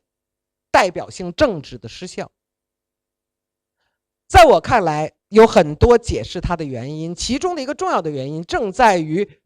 既有的政治体制试图回应这个资本的劳动的生产结构的重组的无力和无效，但是它又不可能不回应。所以在这样的一个朋友们好，你们给我的表是看不见数字的好，现在看见了这是数码技术的特征好，在这儿我们就不去再展开哈。原本我就在讨论，比如说我们习用的很多概念不经思考，其实它早已被改变。比如说家庭比如中文当中的这个家庭我们在什么意义上大家用这个字的时候所指的是一个东西我们的中国式的血缘家庭现代的这个核心家庭，然后被独生子女政策所改变的家庭，被新的这个生育政策所影响到的家庭那么比如说包含青春期包含比如说代沟代沟这样的概念，我们大家把它绝对化，我们就把它普泛化。我们说代沟不是从来都有吗但是其实不是其实不是，因为一般的说来，代沟真的是人类独有的因为人类的生产技能、生存技能不随基因而这个直接传递，所以人类大概不是来自大自然人类大概不是一个大自然的哺乳生命的哺乳动物，都是基本生存技能是在基因当中传递的，而人类每一代人重新开始所以永远有上一代人说那个我经过你别傻我告诉你。但是代沟这个词出现，代沟作为一个概念，作为一个事实的出现，它并不是在讲这个普遍的人类社会的心理和代际更迭的事实，它而是讲我们经历这种断崖式的知识的更新、知识的改变，然后技术的更迭速度就像元宇宙和 ChatGPT-4 一样，它是如此急剧快速的发生，以至于代沟可能都不呈现在代际之间了，代沟呈现在可能5岁、10岁差距的人之间，而代沟也不仅仅是一个文化的和心理的事实，它成为了一个对我们的社会的有效生命的一个重组，对吧？35岁原本是一个多么美丽的、成熟的、丰满的年龄，大概对于大厂来说，go out 因为我们真的需要更年轻的人，携带着更新的知识，携带着更新的观念和方式进入。那么它开始和我们整个的这样的一个社会的重组的动荡的全新的格局被赋予了完全不同的态度和意见那我们也就不再去跟大家分享它对我们日常生活的改变，也绝不仅仅是观念的改变，也绝不仅仅是这个文化的心灵的心理的改变它同时是整个我们的生产生活的方式、资本的流通方式的改变。好，我还是没把握好这个节拍我已经超时了，但是我要把这个最后一个观点讲完，然后来结束。那么在这儿我们就说，当我们的生存开始依赖于网络当网络开始构造我们的生存，在网络开始构造我们的心理，同时网络又使得我们疏离于网络使我们陷溺于自我，网络又使我们疏离于我们的自我，网络又使我们不能够真正的反身，或者网络提供了我们可以逃离要反身自己和直面个体生命的这样的问题之外，我用这个陀螺大家影迷朋友会知道，就是墨西哥三杰曾经这个称霸和入主好莱坞的墨西哥三杰之一，还是不大优秀的一个哈，不大突出的一个，我们的朋友们亲切的称他为陀螺哈陀螺，他在一个也不太成功的电影的访谈当中提出了一个非常有意思的问题，就叫认识论危机。他说人类社会正在普遍的经历着认识论危机。在什么意义上他讲认识论危机？他讲的其实无外乎是我们现在已经约定俗成的耳熟能详的一个表达方法，那么就是大数据精准投放和信息茧房。只不过他用认识论危机的方式凸显了这个问题。我们所置身的这个网络环境，我们以为我们可以主导的，我们可以自主的，我们可以自足的这个环境，除了刚才我们所说的高度社会化之外，我们同时面临的是高度的受控化。而这个受控是以你之名，而且得到了你的默许和不断的鼓励了你的认可的这样的一个过程，对吧？就是我们购买了一本书，然后他就说购买了这本书的人还购买了我看了一部电影喜欢这部电影的人还喜欢，对吧？而同时我们大家已经甚至形成了，比如你阅读网络小说的时候，你就会选择一些 tags， 说我就要看这样的再给我推一步，好像这完全是我们的自主愿望，而网络迎合着我们。但是大家有没有注意到，其实我们从这样的一个结构当中，我们不断的接受到的是重复，而在获知的意义上说，我们不断的获知已知。与我们不断的获得已知同时发生的是，我们不再知道自己未知。我不用讲我自己一次的震惊经验，我一直在讲这件事儿，我一直在大声疾呼，我一直高度清醒，我一直高度自觉。但是比如说亚运会召开第3天，我才知道开亚运会了，因为我从来没有点击体育新闻，所以在我所有的网络界面上，这件事儿都没有发生。同时我可能对于世界的、国内的、我身边的、遥远的地方的事情做出极端错误的判断，因为我曾经的关注。你会觉得整个网络都在响彻着同一种声音，因为你曾经认同了一种声音。于是在这个意义上说，我们不再知道自己无知，我们不再有获知的渴望，我们甚至也不再有获知的通路。我们在一次已知的确认当中，会产生一个巨大的幻觉，就是我拥有真理，真理在胸，你看看，一切都在证明着我是对的。同时网络社群的形成，高度的同质化，自恋的基础结构，你是我的镜像，你是我的影像，如果你跟我没有同样的认识怎么办？我把你拉黑啊，我把你踢出去啊。疫情期间我也开始干这件事儿，我说这凭什么早上我醒来看到有胡言乱语、无耻蓝言在我的屏幕上出现，我把你拉黑。而甚至我也没有意识到，我就再没有机会听到我的对立面，我的意见相左者，我的意见差异者，他们的逻辑，他们的基础，他们的理由。网络当互联网出现的时候，人们以为当时齐泽克，大家可不可以知道这个名字哈？他说的一句风言风语之一，他就说不是因特纳雄奈尔哈，是 Internet， 全世界都联合起来了我们将互联，我们将互通，我们将共有。而事实上在世界范围之内发生的，在网络空间当中发生的，我们迅速的部落化，我们迅速的圈层化，而所有的部落圈层都是以同质性作为基本的基础结构。于是我们不仅被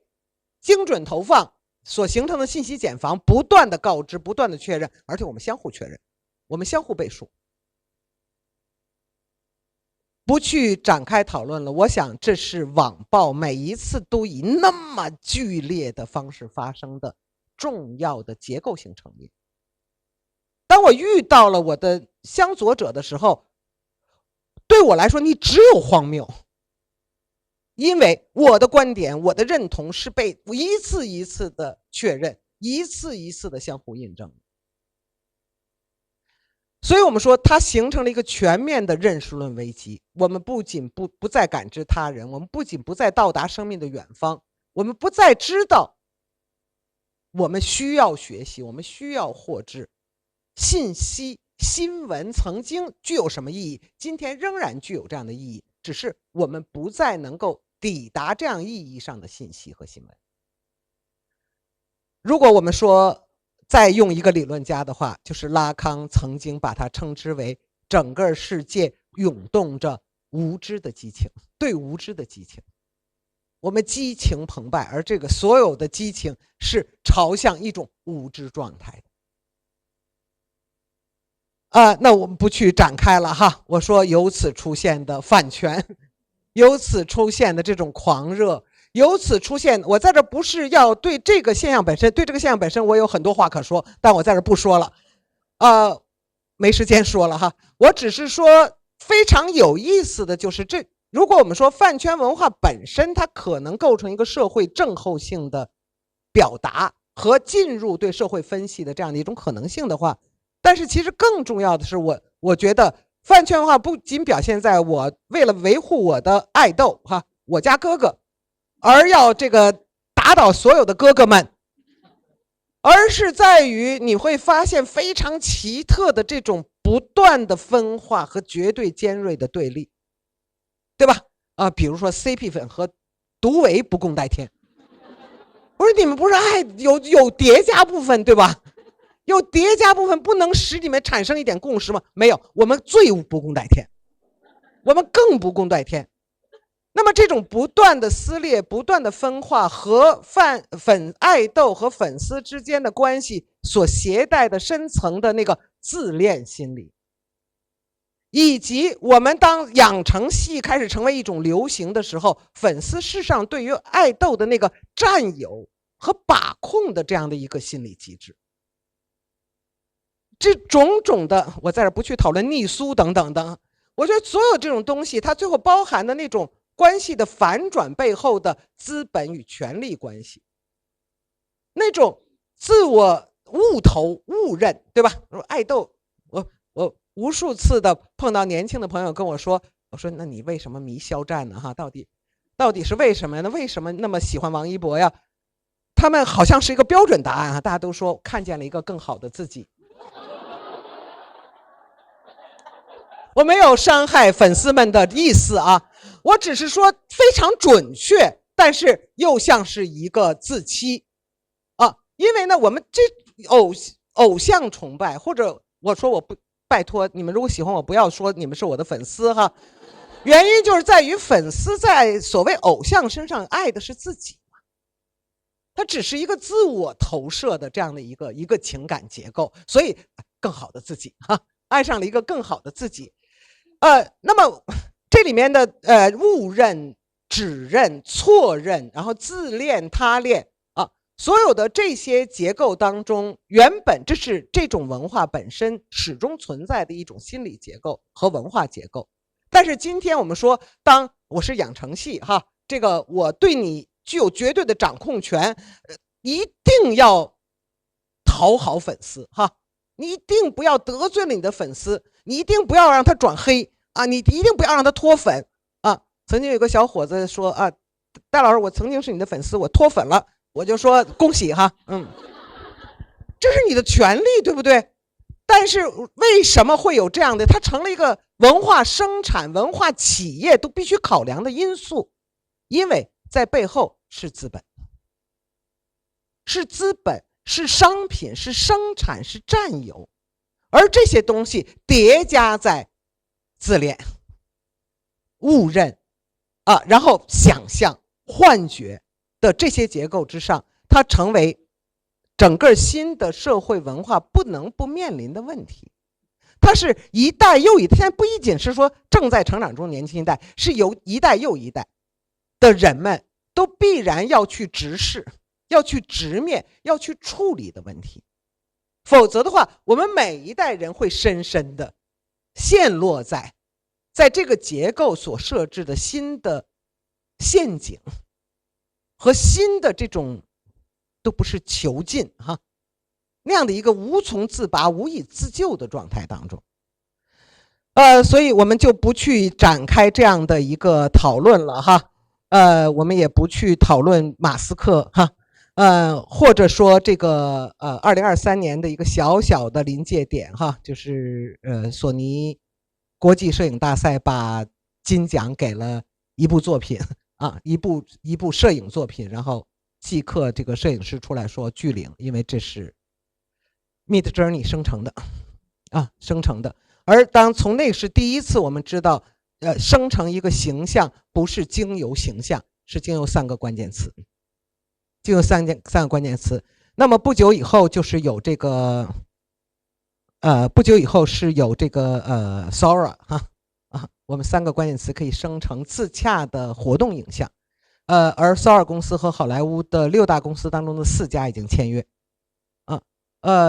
今年年底或者明年年初，你们有望看到由人工智能所制造的新的好莱坞奇观。那么包含马斯克声称他已经上传了他的意识哈，他已经把他的意识全部上传了，等等等等哈。那么那个临界点的方方面面，我们可以从更多的角度去观察和考虑。那么我只是最后回到我说，当所有这些变化发生的时候，很多我们一边是无知，一边是很多基本的问题需要被重新回答。以至于就古希腊的这个哲学的这样一个古老的命题，对今天似乎具有了新的启示作用。那么就是特修斯之船，对吧？一艘叫特修斯的船在海上航行，然后航行过程当中可能要更替甲板呐、桅杆呐。问题是更迭到什么比例、更迭到什么程度的时候，这艘船就不是特修斯之船同样哈，我们开始接受这个可穿戴设备。我们开始接待，比如说脑机接口我们开始接受这个人工器官，到什么时候我们就不再是人了？我们所面临的究竟是人机大战呢，还是人类开始借重新技术自我抹除？在什么意义上赛博格是人类身体的一种形态？在什么意义上赛博格可能替代和淹没人类的身体？而在什么意义上，当经过人类基因改造的或者经过可穿戴设备加强的生命与我们赤裸的，对吧？阿冈本所谓的裸命今天流行用语的牛马社畜都不足以形容我们了，我们现在自称牛马了在什么意义上我们这些牛马和他们还可以共同的作为人类被讨论那么特修斯之船不过提醒我们说，基础的本体论的问题再度成为问题，因为我们面临着全新的时代、全新的结构、全新的问题。我占据了大家时间，对不起，谢谢。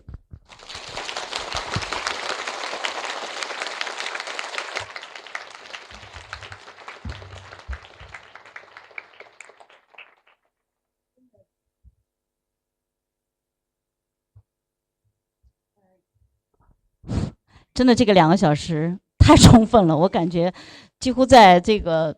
还没有感觉到时间已经流逝的这个情况下，真的2个小时都快过去了。我们今天的主题是数码时代的爱与怕。提到这个数码时代，我觉得就是一方面，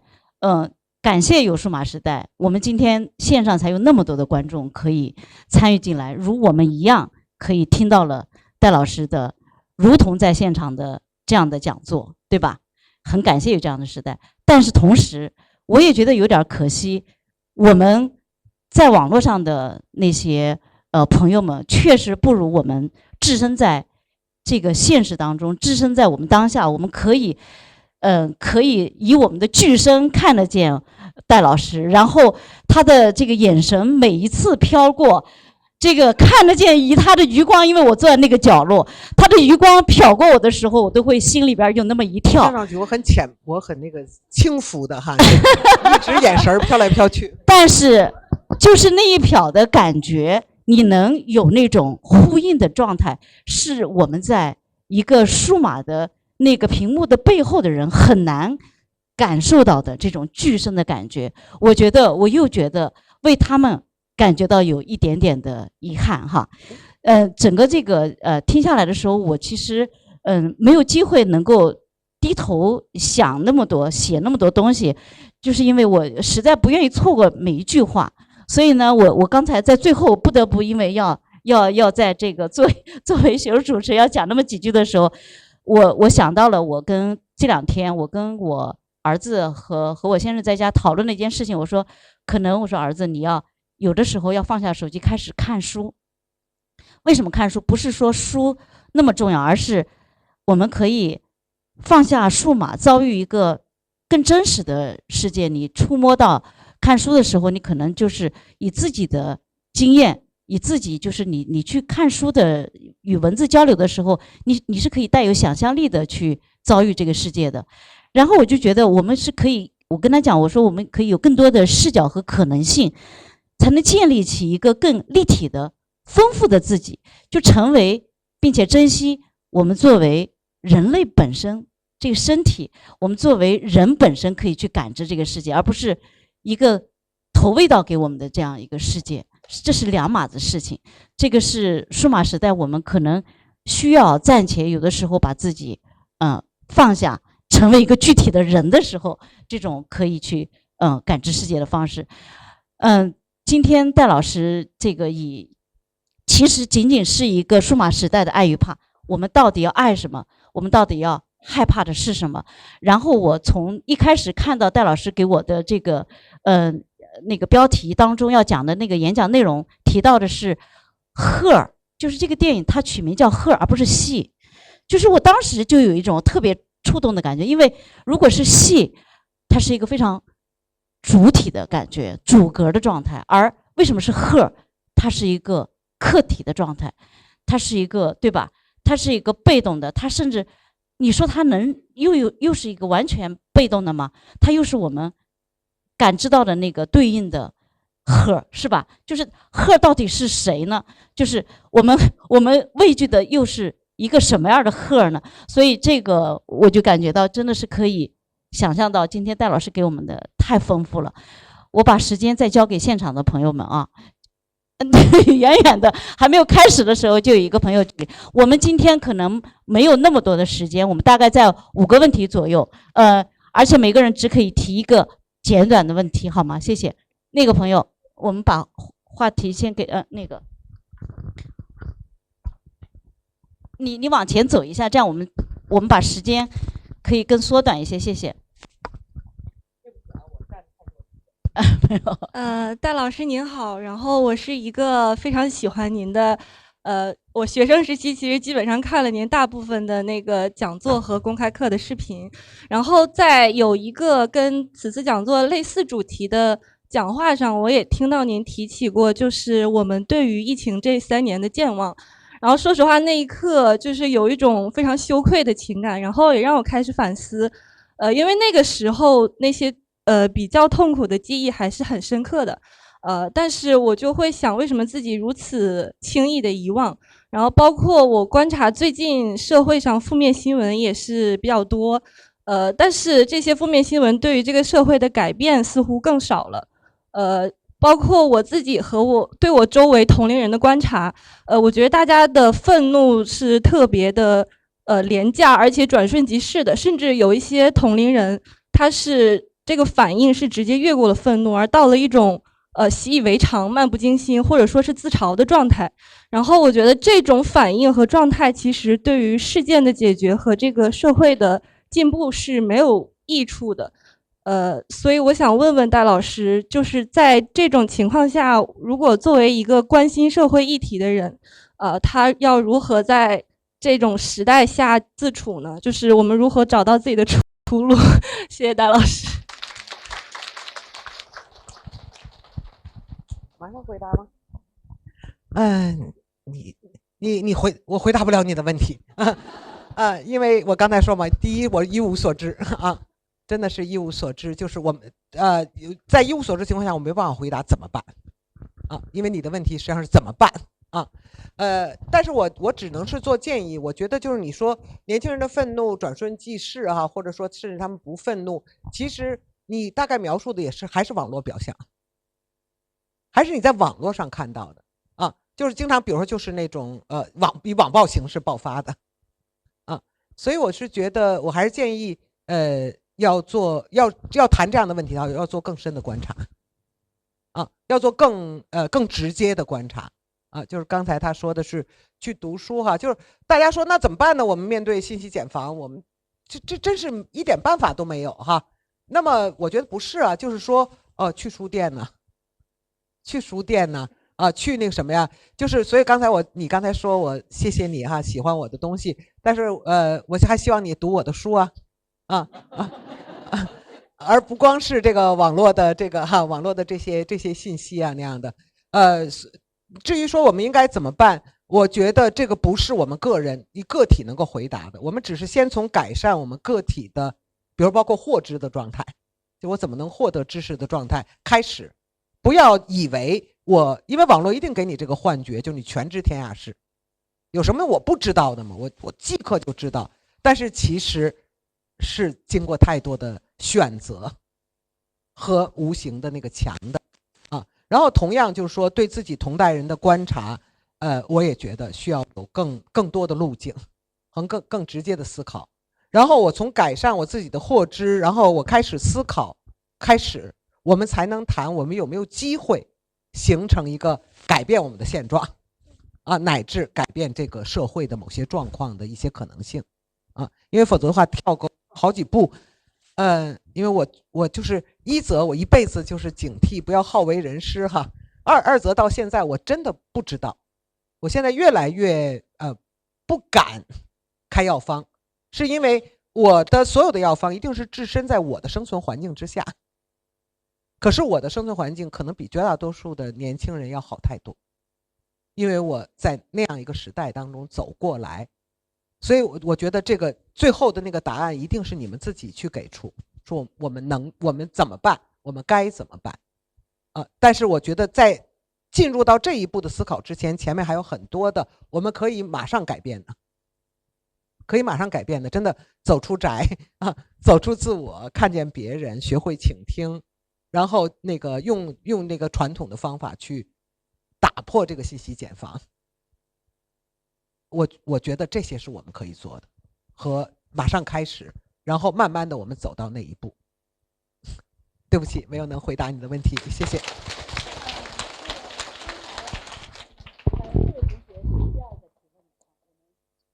我们这个有一个回馈，就是我们那个提问题的观众，我们到时候会有一本书的奖。不是戴老师的书，是我们美术馆自己出的书。抱歉，我们没有准备好啊。戴老师您好，我觉得您的讲座特别精彩，留了很多很精彩的问题让我们继续思考。然后我觉得很有意思的一点是，虽然您在演讲的开头和结尾都在说我们如何处在一个全新的一个时代当中，我们可能没有足够的经验，我们也没有得到足够的时间去准备如何应对新的问题，但是您的全程是在不停地提醒我们，我们遗忘了什么，我们应该如何去关注遗忘和遮蔽的发生是如何实现的。那么我想再刨根问底的追问一下您，就是作为一个以理论为部分工作对象的学者，以及作为一个面向公众去演讲、去讲话的学者，主体坚信这个东西，它作为一个理论，当它在现象上已经部分失效的时候，它作为理论，您认为它在什么程度上还是有意义的、有价值的？尤其在您的个人的对话与书写经验上，谢谢。谢谢啊，好深刻的一个问题，然后这个还是个可以回答的问题啊。首先就是说，整体在西方理论哈，在西方哲学思想界来说，他们早已经宣布主体死亡啊，他们早已经宣布主体理论的无意义。但是呢，我自己一直坚持着一个在理论的意义上过时的位置，或者说一个过时的姿态。